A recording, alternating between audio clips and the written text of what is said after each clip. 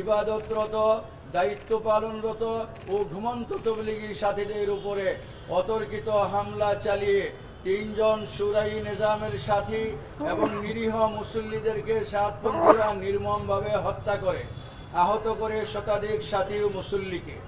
উক্ত হত্যা ও হামলাকাণ্ডে সারা দেশের আলেম ওলামা, তাবলীগের সাথী ও তৌহিদি জনতার মধ্যে চরম উত্তেজনা ছড়িয়ে পড়ে।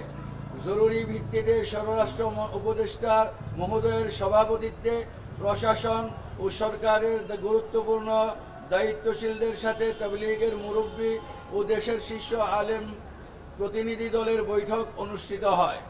বৈঠকে হত্যাকাণ্ডের সাথে জড়িতদের বিরুদ্ধে দ্রুত পদক্ষেপ গ্রহণ করার আশ্বাসের প্রেক্ষিতে নেতৃবৃন্দ, আলেম ও মুরব্বীগণ উত্তেজিত জনতাকে শান্ত করার পদক্ষেপ গ্রহণ করেন। কিন্তু দুঃখের সাথে আজ বলতে হচ্ছে, দেশের আলেম সমাজ ও দায়িত্বশীলগণ সরকারের প্রতিশ্রুতি বাস্তবায়নে গড়িমসি ও অযথা সময় ক্ষেপণ দেখে যার পরনাই হতাশ ও ব্যথিত হয়েছেন। হত্যাকাণ্ডে নেতৃত্বদানকারীদের মধ্যে প্রথম সারির অপরাধীরা নির্বিঘ্নে ঘুরে বেড়ালেও তাদেরকে এখনো পর্যন্ত গ্রেফতার করা হচ্ছে না। প্রিয় সাংবাদিক ভাইয়েরা, বিগত ফ্যাসিবাদী সরকারের আমলেও ফ্যাসিস্ট সরকারের প্রত্যক্ষ মদদে 2018 সালের ডিসেম্বরে একবার এমনই অতর্কিত হামলা চালিয়ে সাতপন্থীরা ইজতেমার মাঠে হত্যাকাণ্ড সহ প্রায় 5000 সাথীদেরকে আহত করেছিল। ইজতেমার মাঠে অবস্থিত মাদ্রাসার ছোট ছোট বাচ্চাদের উপর তাণ্ডব চালিয়েছিল। গোটা ইজতেমার মাঠ জুড়ে ভয়াবহ বিভীষিকা পরিস্থিতি সৃষ্টি করেছিল। কিন্তু সেই সরকারের প্রশ্রয়ে এত বড় অপরাধ করেও তারা নির্বিঘ্নে ছাড় পেয়ে যায়। আমরা মনে করি, যদি 2018 সালে তাদের এই জঘন্যতম হত্যা ও হামলাকাণ্ডের বিচার হতো, তাহলে আর 2024-এর ডিসেম্বরে এই ন্যাক্কারজনক হত্যাকাণ্ডের ঘটনা ঘটত না। এবারও যদি তারা ছাড় পেয়ে যায়, তাহলে তারা ভবিষ্যতে আরও কোনো ভয়াবহ দুর্ঘটনার জন্ম দিতে পারে বলে আপামর জনসাধারণের আশঙ্কা। 18 ডিসেম্বরে পরিচালিত হত্যা ও 17 তারিখ দিবাগত রাত্রে 17 ডিসেম্বরে পরিচালিত হত্যা ও হামলাকাণ্ডের ধরন দেখে বোদ্ধামহল আশঙ্কা করছেন যে সাতপন্থীদের সাথে বাংলাদেশ বিরোধী আন্তর্জাতিক ও অভ্যন্তরীণ অপশক্তির যোগ সাজশ রয়েছে। তাই তাদের বিরুদ্ধে যথাযথ পদক্ষেপ গ্রহণ করা না হলে শুধু তাবলীগের কাজই নয়, বাংলাদেশের নিরাপত্তা বিপন্ন হওয়ার আশঙ্কা রয়েছে। প্রিয় সাংবাদিক বন্ধুগণ,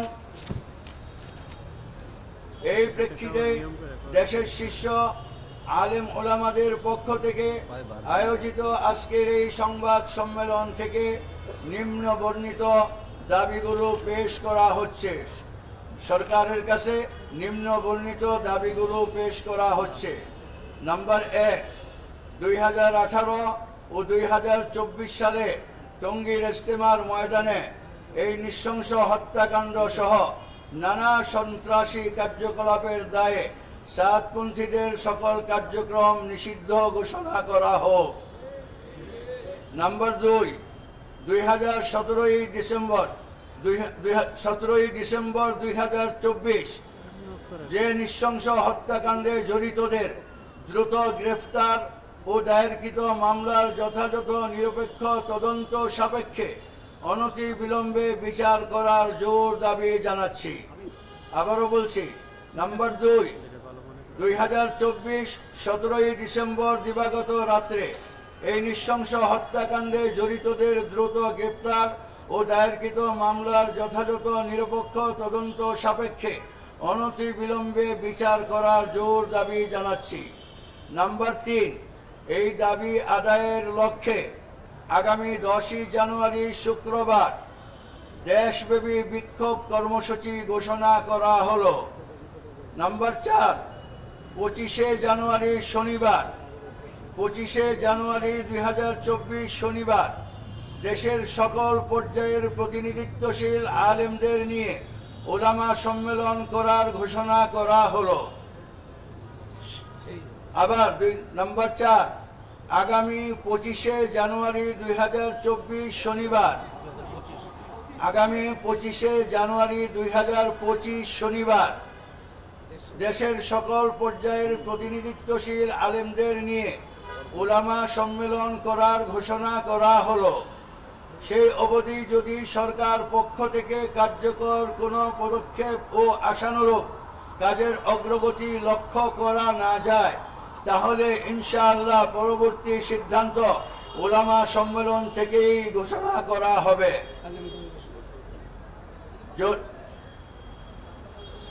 এটা 5 নম্বর দাবি, মানে 4 নম্বর দাবির এটা পরিসংখ্যান।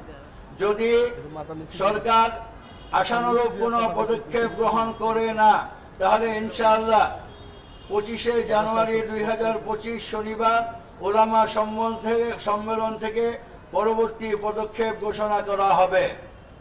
প্রিয় সাংবাদিক বন্ধুগণ, এই সাংবাদিক সম্মেলনে অংশগ্রহণের জন্য আপনাদের সকলকে আন্তরিকভাবে ধন্যবাদ জানিয়ে আপনাদের সর্বদা মঙ্গল কামনা করে আল্লাহ তাআলা আপনাদের মঙ্গল কামনা করছি।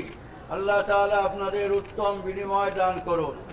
উলামা মাশায়েখ বাংলাদেশ এবং দাওয়াত ও তাবলীগের সাথীদের পক্ষ থেকে আল্লামা শাহ মুহিবুল্লাহ বাবুনগরী, আল্লামা খলিল আহমদ কুরাইশি, আল্লামা শাহ মুহিবুল্লাহ বাবুনগরী আমিরে হেফাজত বাংলাদেশ, আল্লামা খলিল আহমদ কুরাইশি মহাপরিচালক দারুল মঈনুল ইসলাম হাটহাজারী সহ আপামর বাংলাদেশের শীর্ষ উলামায়ে ইকরাম, সকলকে ধন্যবাদ। আসসালামু আলাইকুম ওয়া রাহমাতুল্লাহ। প্রিয় সাংবাদিক ভাইয়েরা, মূল বক্তব্য উপস্থাপিত হলো। এখন যদি কোনো প্রশ্ন থাকে, আমাদের শীর্ষ নেতৃবৃন্দ সামনে আছেন, আপনাদের যে কোনো প্রশ্নের উত্তর দেবেন ইনশাআল্লাহ।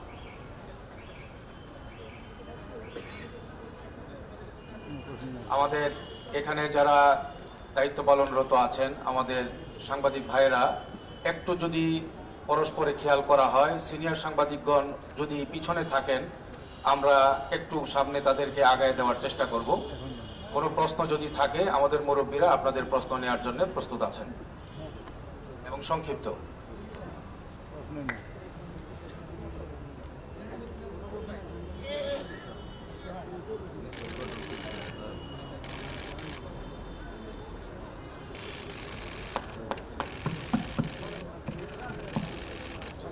খালি বারবার দাঁড়াই কিনলাম দাঁড়াই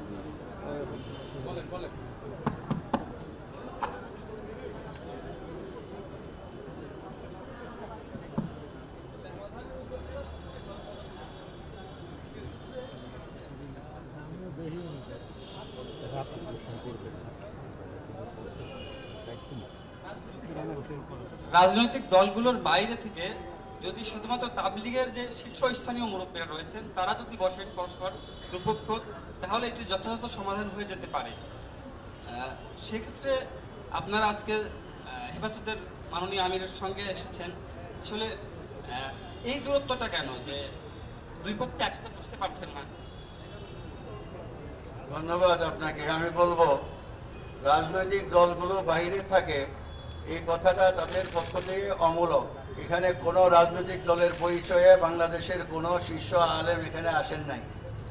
হেফাজতও কোনো রাজনৈতিক দল নয়, এটা অরাজনৈতিক অর্গানাইজেশন। বাংলাদেশের দিনিয়াতের ব্যাপারে আমরা সকল উলামায়ে ইকরাম দায়িত্ববোধ থেকেই একসঙ্গে কাজ করতেছি, সেখানে বিভাজনের কোনো প্রশ্নই আসে না। আমি একটা প্রশ্ন ছিল, একটা প্রশ্ন হচ্ছে, কালকে স্বরাষ্ট্র মন্ত্রণালয় থেকে একটা সার্কুলার দেওয়া হয়েছে বৃহস্পতিবার, যেটা হচ্ছে যে আপনার দুই তাবলীগের যে আপনাদের দুই গ্রুপ আছে, দুই গ্রুপকে আসলে নিজ নিজ কার্যক্রম বিভিন্ন ধরনের বিশৃঙ্খলা এড়িয়ে আসলে কার্যক্রম চালু করার জন্য